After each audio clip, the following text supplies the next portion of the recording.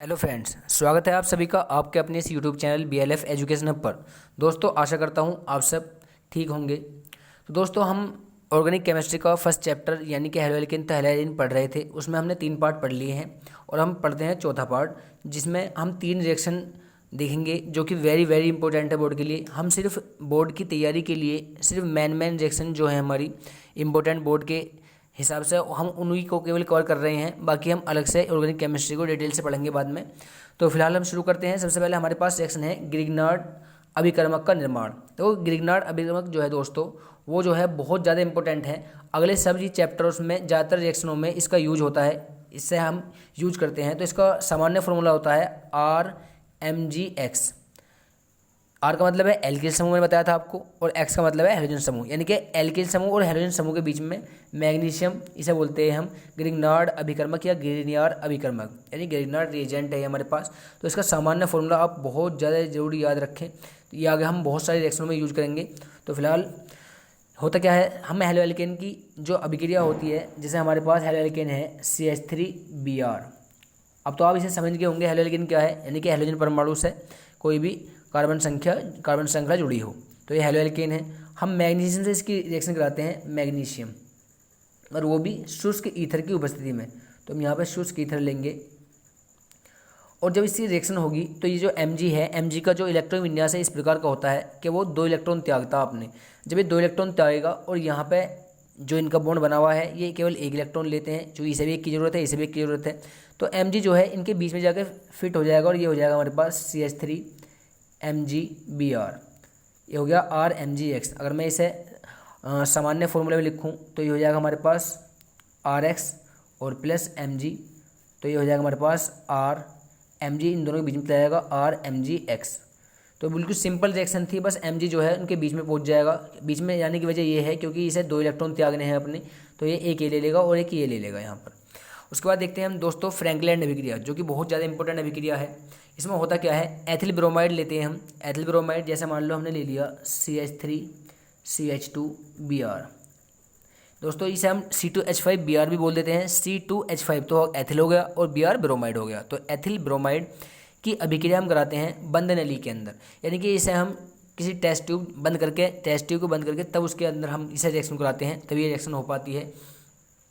और कराते किसके साथ है, इसे हम कराते हैं जैडन के साथ, यानी जिंक धातु के साथ कराते हैं। तो हमें प्राप्त क्या होता है, इससे प्राप्त होता है हमें die ethyl zinc. Die ethyl zinc का मतलब ये है कि दो तो हमें जिंक और से जुड़ा हुआ एथिल और से जुड़ा हुआ जिंक प्राप्त होता है। तो देखो जरा हम करते हैं इस रिएक्शन को। अब चूंकि देखो हमें जो है ये होता है डाई एथिल जिंक का फॉर्मूला, तो हमें एथिल 2 चाहिए होंगे, लेकिन हमारे पास क्या है यहाँ पे एक ही है। तो मैं यहाँ पर 2 मॉलिक्यूल ले लूँगा इसके पास। तो जब हम रिएक्शन करेंगे इसकी, अब देखो हमारे पास 2 तो C2H5 है, इसे हम लिख सकते हैं C2H5Br, ये भी लिख सकते हैं हम इसे।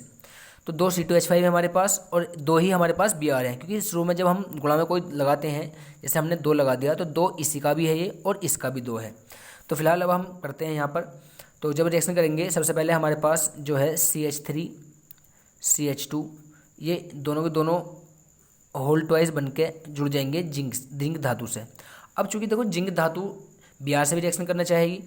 अब चूंकि Br माइनस है और जिंक क्या होता है, प्लस होता है, तो इसलिए हमें जिंक भी हमें 2 मॉलिक्यूल लेने पड़ेंगे। 2 जिंक ले लिए हमने। एक जिंक तो इस्तेमाल हो गया हमारे डाईएथिल जिंक के बनने में। यहाँ पे CH3CH2 2 हैं, तो होल ट्वाइस हो गया और एक जिंक चला गया, और ये प्लस का 2 जैडन है। और उसके बाद बचा क्या हमारे पास, जैडन और 2 बचे Br। चूंकि जैडन का जो है इस प्रकार का इलेक्ट्रॉन विन्यास होता है कि वो 2 इलेक्ट्रॉन त्यागता अपने, तो एक Br को, जो हमारा जैडन है जो 2 इलेक्ट्रॉन त्यागेगा तो Br 1 लेता है, तो Br 2 जाएंगे इसके साथ, यानी जैडन Br2 हमारे पास यहाँ से सह उत्पाद के रूप में निकल जाएगा, जिंक ब्रोमाइड। यानी कि इसे हम कर सकते हैं C2H5 होल ट्वाइस जैडन और प्लस का जैडन Br2। देखो बिल्कुल सिंपल रिएक्शन थी। हमने सबसे पहले एथिल ब्रोमाइड लिया, एथिल ब्रोमाइड की जिंक के साथ रिएक्शन कराई, एक जिंक ले गया 2 एथिल को, तो डाई एथिल 2 एथिल जिंक बन गया और जिंक ब्रोमाइड हमारा निकल गया यहाँ से। अब देखते हैं हम हाफ मैन अभिक्रिया। देखो वेरी इंपॉर्टेंट अभिक्रिया है दोस्तों। तो सबसे पहले क्या होता है इसमें, हेलोएल्केन की अभिक्रिया करते हैं हम अमोनिया से। हेलोएल्केन वही हमारा जैसे हमने ले लिया यहाँ पर, जैसे CH3I ले लिया हमने, ये क्या है हेलो और ये क्या है एल्केन। तो हेलो एल्केन की रिएक्शन कराई हमने, कोई भी फ्लोरीन क्लोरीन ब्रोमीन में से हम ले लेते हैं। तो यहाँ पर उसके बाद हमने लिया अमोनिया। अमोनिया क्या होती है हमारी NH3। रिएक्शन कराई हमने तो हमारा बनता क्या है, इसमें एमीन बनता है, तो ये ध्यान रखना है। अब जैसे ये NH3 है तो मैं NH3 लिख सकता हूँ NH2 HNH2। तो यहाँ पे क्या हुआ, ये H जो है इस बॉन्ड को तोड़ने के बाद ये बॉन्ड टूटेगा और यहाँ पे माइनस आएगा और यहाँ पे प्लस आएगा। जब ये बॉन्ड टूटेगा यहाँ से तो इसमें माइनस आएगा, इससे प्लस आएगा, क्योंकि ये अधिक विद्युत ऋणी है, ये इलेक्ट्रॉन के जोड़े को खींच लेगा।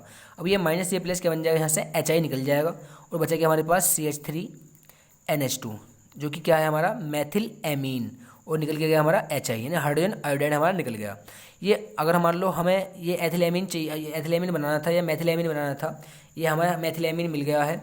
अब अगर मान लो इस रिएक्शन को हम परखनली में या जहाँ भी हम इस रिएक्शन को कर रहे हैं इसे ऐसे ही पड़ा रहने देंगे तो ये फिर दोबारा रिएक्शन कर लेगी आगे। ये CH3NH2 जो है CH3NH2 फिर से रिएक्शन करेगा CH3I से, CH3I से रिएक्शन करेगा। ये देखो रिएक्शन हमारी यहाँ पर कंप्लीट हो गई है। लेकिन अगर मान लो इसे हम पड़ा रहने दें, मैं इसमें एक्स्ट्रा बात बता रहा हूँ कि अगर हम इसे पड़ा रहने दें बीकर के अंदर ही तो ये रिएक्शन कर लेगा CH3I से फिर दोबारा, और यहाँ से एक H निकलेगा, I के साथ चला जाएगा और HI बन जाएगा फिर दोबारा HI खाली, और ये जुड़ जाएगा यहाँ पे CH जुड़ जाएगा यहाँ पे जाकर NH, फिर दोबारा रिएक्शन कर सकता है इससे, ये H को फिर दोबारा दे सकता है। देखो यहाँ पे इस टाइप से बनेगा ये CH3NH और ये CH3 और यहाँ पे HI हमारा निकल गया।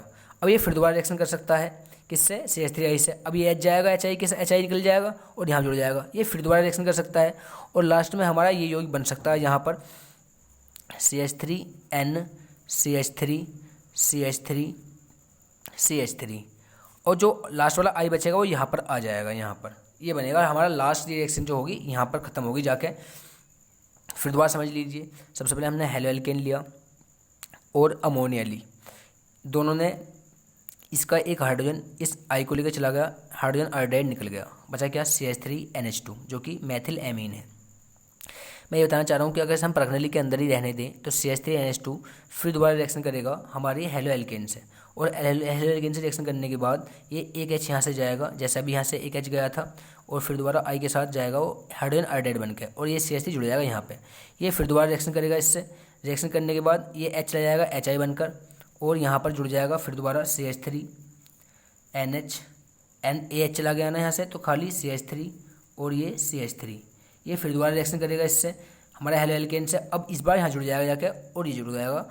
अब चूंकि जो HI जो हमारा CH3I था उसमें जो I माइनस है वो अब उसके पास N के पास हाइड्रोजन नहीं है देने के लिए, तो वो केवल यहाँ पर उसे निकाल देगा। फिलहाल आपको इतना याद रखना है, ये तो मैं एक्स्ट्रा बात बता रहा था, केवल आपको ये रिएक्शन याद रखनी है। इसमें करना क्या है, बस हेलो एल्केन की अभिक्रिया करा देंगे आप अमोनिया से, यहाँ पर I H के साथ चला जाएगा जो कि अमोनिया के अंदर 3 हाइड्रोजन है, उसमें से एक हाइड्रोजन I के साथ चला जाएगा और हमारे पास बन जाएगा CH3NH2 जो कि एमीन प्राप्त होता है हमें। तो मिलते हैं अगली वीडियो में, देखते रहिए और दोस्तों अपने शेयर कर दीजिएगा और चैनल को सब्सक्राइब कर लिए ताकि वीडियो की नोटिफिकेशन आपके पास सबसे पहले पहुँच सके। मिलते हैं अगली वीडियो में।